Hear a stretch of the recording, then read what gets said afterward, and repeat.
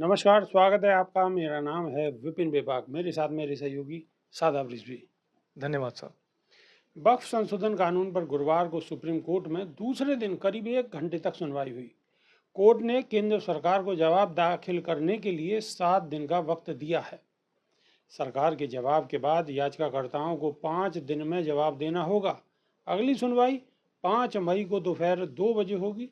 Supreme court ने कहा है कि कानून के खिलाफ दायर 70 से ज़्यादा याचिकाओं की जगह सिर्फ 5 याचिका ही दायर की जाएं, उन्हीं पर सुनवाई होगी। सुप्रीम कोर्ट ने केंद्र का जवाब आने तक वक्फ घोषित संपत्ति पर यथास्थिति बनाए रखने को कहा है। तब तक सरकार को 3 निर्देश मान्य होंगे।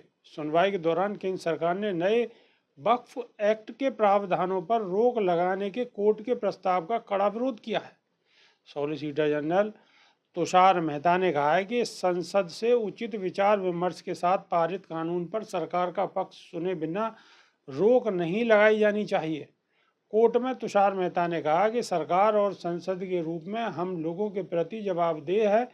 क्या बेंच कुछ धाराओं को फौरी तौर पर ही पढ़कर एक्ट पर रोक लगाने पर विचार कर रही है?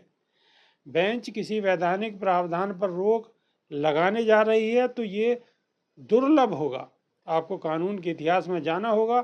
लाखों सुझावों के बाद संशोधित कानून बना है। ऐसे कई उदाहरण हैं जिनमें गांवों को वक्फ में हड़प लिया गया, कई निजी संपत्तियों को वक्फ में ले लिया गया। इस पर बेंच ने कहा है कि हम अंतिम रूप से निर्णय नहीं ले रहे हैं। सीजेआई खन्ना ने कहा है कि यह विशेष स्थिति है। हमने कुछ कमियों की ओर इशारा किया है, कुछ सकारात्मक चीज़ें भी हैं। हम नहीं चाहते कि इतना बड़ा बदलाव किया जाए कि पक्षकारों के अधिकार प्रभावित हों। 15 साल से इस्लाम मान रहे हो जैसा प्रावधान भी है, लेकिन हम उस पर रोक नहीं लगा रहे हैं। कोर्ट आमतौर पर कानूनों पर रोक नहीं लगाते हैं, लेकिन व्यक्तियों के अधिकार भी प्रभावित नहीं होने चाहिए। सुप्रीम कोर्ट ने कहा है कि 110 से 120 फाइलें पढ़ना संभव नहीं है। ऐसे में ऐसे 5 पॉइंट तय करने होंगे। सिर्फ 5 मुख्य आपत्तियों पर ही सुनवाई होगी। सभी याचिकाकर्ता मुख्य बिंदुओं पर सहमति बनाएं, नोडल काउंसलिंग के जरिए इन आपत्तियों को तय करें। हालांकि बेंच ने 10 याचिकाएं लिस्ट कर ली हैं। इसके अलावा 3 नोडल वकील नियुक्त करते हुए कहा है कि वो ये तय करें कि कौन बहस करेगा। 5 मई अंतरिम आदेश के लिए होगी। कोर्ट ने मामले का काज टाइटल बदल कर इंडे वक्फ अमेंडमेंट एक्ट कर दिया है। CJI Sanjiv Khanna, justice PV Sanjay Kumar, justice KV Viswanathan की बेंच इस मामले पर सुनवाई कर रही है। केंद्र की ओर से तुषार मेहता, जबकि कानून के खिलाफ कपिल सिब्बल, राजीव धवन, अभिषेक मनु सिंघवी, सीयू सिंह दलीलें रख रहे हैं। सादाब रिजवी। देखिए, जब से सुप्रीम और अमेंडमेंट बिल के लिए सुप्रीम कोर्ट ने जब से बयान दिए हैं और उन्होंने ये आपत्ति भी जताई है कि अगर मंदिरों के अंदर गैर हिंदू रख लिए जाएं तो फिर कैसा रहेगा, तो इस तरीके के जब सवाल सुन रहे हैं और जब फटकार पड़ रही है सरकार को, तो सरकार की स्थिति हो चुकी है जैसे महाभारत में शिखंडी की स्थिति है। अब महाभारत में शिखंडी की जो स्थिति है वो हमारे देश की सरकार की स्थिति हो चुकी है सुप्रीम कोर्ट के सामने। अब ना तो वो इधर के रहे ना उधर के रहे, अब बीच के हैं। सादाब रिजवी, आप ऐसा शब्द लाएं निकाल के कि जैसे महाभारत में शिखंडी की स्थिति थी। हमें तो थंबनेल भी यही लगाना पड़ेगा इसमें। बिल्कुल लगा दीजिए। और मैं किसी का उपहास नहीं बना रहा हूँ। अगर ये उपहास समझ रहे हैं तो फिर महाभारत के शिखंडी का उपहास है। तो महाभारत के शिखंडी भी अपने आप में एक किरदार थे और अपने आप में एक उनकी भी अलग ही मर्यादा है। तो महाभारत के शिखंडी की जो पद की गरिमा है उसकी उपाधि दे रहे हैं हम तो इन्हें कुछ कह नहीं रहे हैं और उल्टा सीधा बोलने का तो सब कुछ इन्हीं के ऊपर ठेका है। चलो इसमें ज़्यादा ना बोला जाए सादाब रिजवी तो बढ़िया है, क्योंकि मामला सुप्रीम कोर्ट में और माननीय उच्चतम न्यायालय अब फैसला करेगा। कहीं ना कहीं सरकार की पूरी किरकिरी हो रही है और आने वाले वक्त में सुप्रीम कोर्ट का जो फैसला है वो एक नजीर साबित करेगा। सरकार की तो इतनी किरकिरी हो रही है और महाभारत की शिखंडी मैंने इसलिए कहा है, उसके पीछे भी मेरे पास दलील है। आप देखिए, जब कभी भी देश के प्रधानमंत्री नरेंद्र दामोदर दास मोदी बोलते हैं तो कभी तो वो कह देते हैं कि मुसलमानों से भी बच के रहना होगा, कहीं हमारे देश में हिंदुओं को खतरा न हो जाए। तो हिंदू खतरे में है, ये भी दिखाते हैं। दूसरी तरफ वो ये कहते हैं कि नहीं, अब्दुल जो है मतलब मुसलमान जो गरीब मुस्लिम है, वो सिर्फ पंचर बना रहा है, मुझे उनका बहुत फ़िक्र है। फिर उसके बाद बड़े सैयदना साहब याद आ जाते हैं और छोटे सैयदना साहब को तो आनन-फानन में बुलाकर मीटिंग करनी पड़ती है। आप देखिए कल मीटिंग कर रहे हैं उनके साथ बैठकर, सारे काम-काज छोड़ दिए और छोटे सैयदना साहब के साथ बैठ के मीटिंग चल रही है। और छोटे सैयदना साहब के साथ मीटिंग करते हुए इस देश को और इस दुनिया के लोगों को ये दिखाना चाहते हैं और बताना भी चाह रहे हैं। उन्होंने कहा, प्रधानमंत्री जी ने अपने मुख से ये कहा कि देखिए, मैंने तो इस पूरे अमेंडमेंट को, वक्फ बिल को पूरा अच्छे से पढ़ा और ये जो अमेंडमेंट हुआ है, ये मैंने नहीं किया।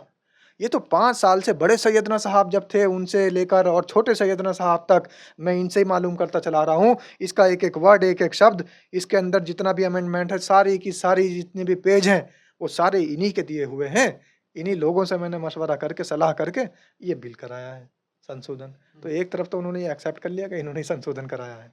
दूसरी तरफ इन्होंने ये एक्सेप्ट कर लिया कि इसके अंदर मैंने कुछ नहीं किया। तो डाँट फटकार जो पड़ रही है और आज जो इनकी बेइज्जती हो रही है, तो ये कह रहे हैं मैंने करा ही नहीं, ये तो छोटे सैयदना साहब ने करा है।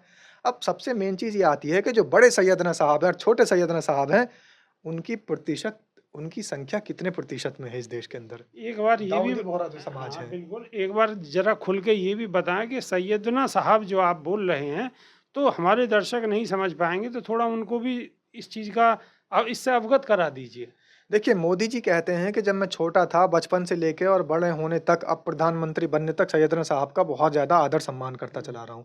सैयदना यानी वहाँ की एक मौलाना है, गुजरात के जो भावनगर के, जहाँ पर मुस्लिम बाहुल्य इलाका है और वहाँ पर शिया समुदाय के अलावा भी दाऊदी बोहरा एक समुदाय होता है। तो गुजरात में ही पाया जाता है। गुजरात में जो दाऊदी बोहरा हाँ, समाज बिल्कुल सही कहा आपने। बोहरा समाज वही समाज है जो सबसे पहले मोदी जी के साथ बिल्कुल कंधे से कंधा मिलाकर खड़ा था। बिल्कुल। मुसलमानों में अगर सबसे पहले कोई खड़ा था तो बोहरा समाज खड़ा था, बिल्कुल। और वो भी कौन है? जो गुजराती हैं। दाऊदी बोहरा समाज हमेशा से प्रधानमंत्री नरेंद्र मोदी के उनसे रिश्ते रहे हैं, उनके घर आना-जाना रहा, ईद में सिवाई खाई या ईद में क्या खाया इन्होंने, बिरयानी खाई, ये तो नहीं कह सकते हम। लेकिन इन्होंने कहा कि भाई हमारे घर पे खाना नहीं बनता था, तो ईद में दाऊदी बोहरा समाज के या मुस्लिम समाज के जो लोग थे, मैं उनके घर पे जाता था और उनके घर से हमारे यहाँ खाना आता था। तो एक प्रमाण तो ये है कि भाई इनका पुराना रिश्ता है मुसलमानों से। अब लेकिन सवाल ये उठता है कि दाऊदी बोहरा मुसलमान की संख्या कितनी है? क्या वक्फ बोर्ड बिल के अंदर दाऊदी बोहरा समाज का कहीं भी कोई योगदान है? सबसे बड़ा सवाल ये है। आप अच्छा, वो फिर बढ़ चढ़ के इतना हिस्सा क्यों ले रहे हैं जब वो समाज का, पूरे समाज का प्रतिनिधित्व मुस्लिम समाज का थोड़ी कर रहे हैं? वो उनका एक छोटा सा समाज है, एक तबका, छोटा-सा तबका, बहुत छोटा सा तबका है और वो पूरा 0 पॉइंट में आएगा। प्रतिनिधित्व करते दिखाई दे रहे हैं वो पूरे मुस्लिम समाज का। प्रतिनिधित्व वो नहीं कर रहे हैं। करवा के दिखाया जा रहा है ना। उनको बुलाकर उनकी दाढ़ी और उनकी टोपी और उनके कुर्ते को दिखाकर ये बताया जा रहा है कि देखो मेरी मुसलमानों से बातचीत हुई है। जबकि पर्दे के पीछे की बात ये है कि वो मुसलमान जो और मुसलमान है इस देश के अंदर, वो उनको मुसलमान नहीं मानते हैं। वो कहते हैं कि ये तो एक अलग तबका है। ठीक है, हालाँकि वो मुसलमान हो सकते हैं, वो कलमे के शरीक हो सकते हैं, लेकिन उन मुसलमानों से इस देश के 99% से भी ज़्यादा लोगों का कोई ज़्यादा वास्ता नहीं है। तो 0 पॉइंट कुछ % जो मुसलमान है दाऊदी बोहरा, उनको बुलाकर नरेंद्र मोदी ये कह रहे हैं कि मैंने तो इनसे मशवरा लिया था और इन्होंने ही अमेंडमेंट कराया। सरदार जी, सवाल ये भी बनता है, जब मोदी जी की नहीं मान रहे तो बोहरा समाज की क्यों मानेंगे मुस्लिम? सीधी सीधी बात है, जब मोदी जी की नहीं मान रहे तो बोहरा समाज कौन होता है?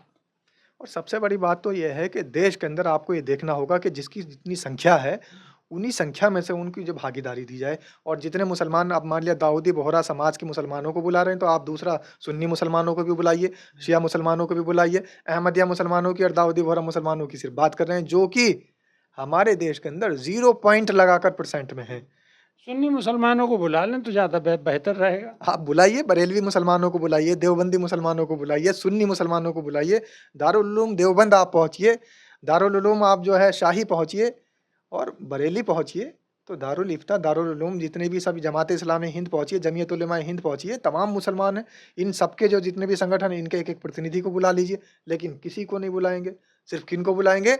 जिनके घर बचपन से खीर खाते चले आ रहे हैं और बिरयानी खाते चले आ रहे हैं। जिनके घर खीर और बिरयानी खाते चले जा रहे हैं, उनको ही बुलाएंगे और उनसे ही बयान दिलवाएंगे। लेकिन मामला देश की सबसे बड़ी अदालत में है और अदालत इस पर क्या निर्णय लेती है, ये देखने वाली बात होगी। तो अभी के लिए सिर्फ इतना ही। नई वीडियो में फिर रूबरू होंगे। बहुत बहुत शुक्रिया। नमस्कार। धन्यवाद सर।